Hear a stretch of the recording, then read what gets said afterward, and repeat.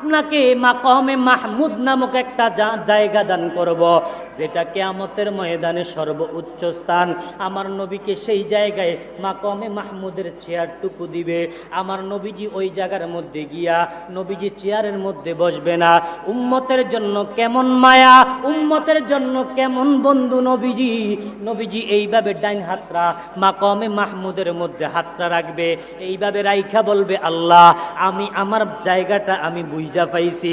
এবার নবীজি দুইটা হাঁটু মাটির মধ্যে ওই কিয়ামতের ময়দানে নবীজি হাঁটুটুকু মাটির মধ্যে গাড়াইয়া নবীজির জুব্বা মোবারকটা এইভাবে নিয়া হাদিস শরীফ প্রমাণ করে নবীজি আল্লাহর কাছে বলবে, আল্লাহ এই কুদরতি কোলের মধ্যে আমার সমস্ত গুনাহগার উম্মতদেরকে দিয়া দেন, আমি আমার গুনাহগার উম্মতদেরকে লইয়া জান্নাতে চলে যাই। আমার আল্লাহ ডাক দিয়া বলবে, নবী গো, ও নবী, আপনার কত উম্মত সুদ খাইছে, আপনার কত উম্মত ঘুষ খাইছে, আপনার কত উম্মত পরের হক খাইছে। ইয়া রাসূলুল্লাহ, নবী গো, ও মায়ার নবী, আপনার ওই গুনাহগার উম্মতকে যদি আমি আল্লাহ কিয়ামতের ময়দানে আপনার কুদরতি কুলের মধ্যে যদি আমি ডাক দিয়া কই, ওই তুমি তো সুদ করোই, তুমি তো ঘুষ করোই, তুমি তো পরের হক খাইছ, তুমি তো বইনের হক দাও নাই, তুমি তো বাইরের জায়গা জমিন দখল কইরা খাইছ, তুমি দোকানের বাকি খাইয়া টাকা দাও নাই। যদি আমি গুনাহগার বইলা কিয়ামতের ময়দানে আপনি নবীর সামনে আপনার উম্মতদেরকে ডাক দেই, আপনি নবীর মনে কষ্ট পায় হয়ে যাবে। নবী গো, সব উম্মতের সঙ্গে আপনার নবীর, আপনি নবীর উম্মতদেরকে কোনো রকম কোনো জিজ্ঞাসাবাদ করা হবে না, হিসাব নিকাশ হবে না। আপনার গুনাহগার উম্মতদেরকে ওই যে কিয়ামতের ময়দানে আলাদা সামিয়ানা টানাইয়া আমি আল্লাহ বিচার করে দিব। আপনার গুনাহগার উম্মত যাদের ভিতরে বিন্দু পরিমাণ আপনি নবীর মোহাব্বত ছিল, তাদেরকে লইয়া আপনি জান্নাতে চইলা যাইবেন। এবার আমার নবীজি কিয়ামতের ময়দানে ছুটাছুটি করে। নবীজি সাল্লাল্লাহু আলাইহি ওয়াসাল্লামকে আমার আল্লাহ বলেন, আপনি ছুটাছুটি করার প্রয়োজন নাই।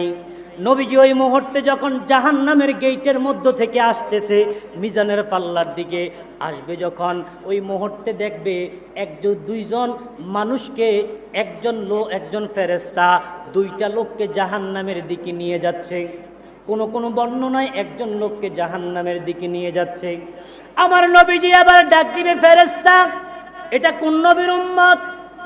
ওই ফেরেশতা বলবে, নবী গো, এটা আপনি নবীর উম্মত, আপনি নবীর উম্মত জাহান্নামী হয়ে গেছে।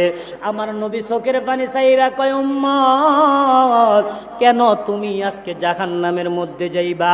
আমি নবী থাকতে তুমি জাহান্নামে যাইতে পারবা না। নবীজি ওই যে ফেরেশতাকে বলবে, যাও আমার সামনে মিজানের পাল্লাটা বাড়ি করো, দেখি মিজানের পাল্লা ওজন দাও।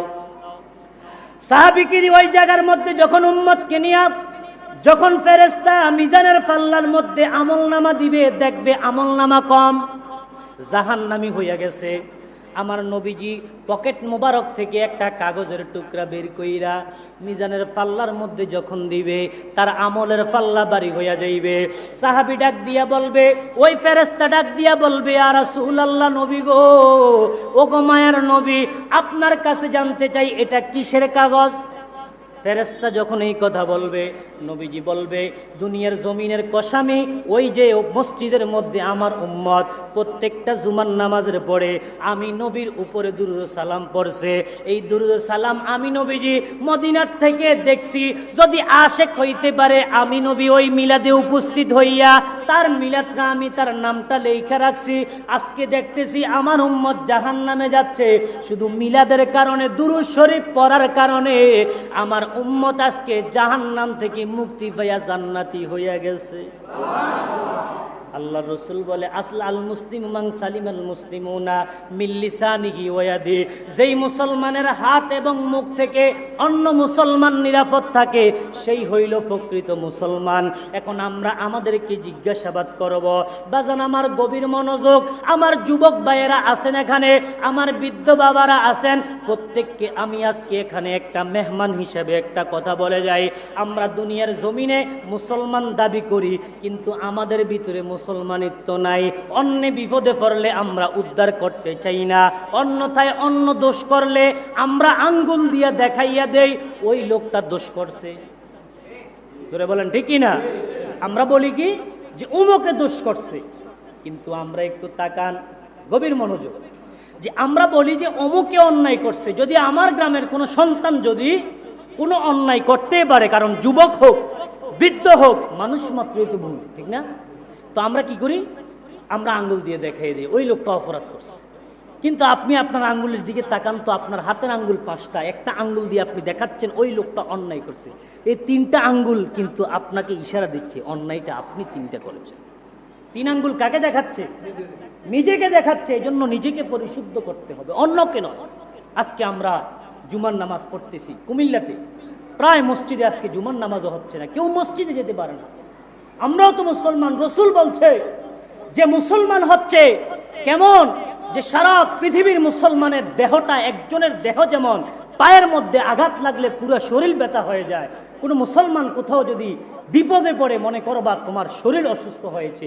আজকে আমরা দেখতেছি সেই নোয়াখালী, ফেনী, কুমিল্লা সহ প্রায় জায়গায় মানুষগুলো একবারে বিধ্বস্ত অবস্থায়, ঘর বাড়ি নাই, কান্না করতেছে, লাশ পানিতে ভাসতেছে। প্রায় 400-র উপরে লাশ নোয়াখালীতে, ফেনীতে ভাসতেছে, মাটি দেওয়ার মতো জায়গা নাই, লাশ নিয়ে আপনার বাসের উপরে রেখে দিচ্ছে। আজকে আমাদের কি করণীয়? মুসলমান হিসেবে আমাদেরকে আল্লাহ ধন সম্পদ দিয়েছে, টাকা দিয়েছে, শক্তি দিয়েছে, আমাদের একটাই কাজ, আজকে আমরা তাদের পাশে দাঁড়াবো, ঠিক কিনা? জোরে বলেন, সবাই বলেন আমাদের দাঁড়ানো উচিত কিনা?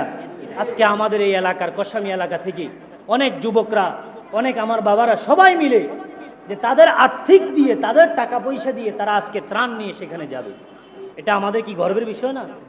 সবাই মুখে বলেন গর্বের বিষয় কিনা? গর্বের বিষয় যে আমাদের এলাকার মধ্যে একটা সন্তান হলেও সুশিক্ষা পেয়েছে, এজন্য আজকে গরিব দুঃখীদের পাশে, অসহায়দের পাশে দাঁড়িয়েছে। আমরা কি দাঁড়াইতে চাই না? আমরা দাঁড়াতে চাই তো ইনশাআল্লাহ। সবাই হাত তুলে বলেন ইনশাআল্লাহ। সবাই চান তো ইনশাআল্লাহ? আল্লাহ পাক কবুল মঞ্জুর করুক, সকলে বলেন আমিন।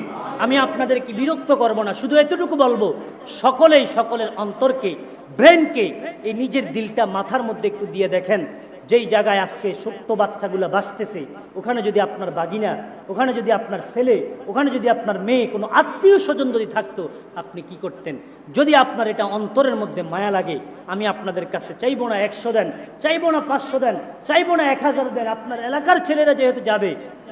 আমাকে মসজিদ কমিটি বলছে, হুজুর, যদি অনেকে শুনলে পরে বলবে যে আমি তো শরীক হইতে চাইছি, অনেকে জানেও না, যদি আপনারা কেউ দিতে চান যে আমি দিব হুজুর, আমি ওই যে ছেলেরা যাব তাদেরকে আমি 500, 1000, 2000, 5000, 100 টাকা, 10 টাকা, 20 টাকা, যার যেমন কুলায় আপনারা দিতে পারেন ইনশাআল্লাহ। দাঁড়ান একটু কষ্ট করে, মুরব্বী একটু দায়িত্ব যার একটু কষ্ট করে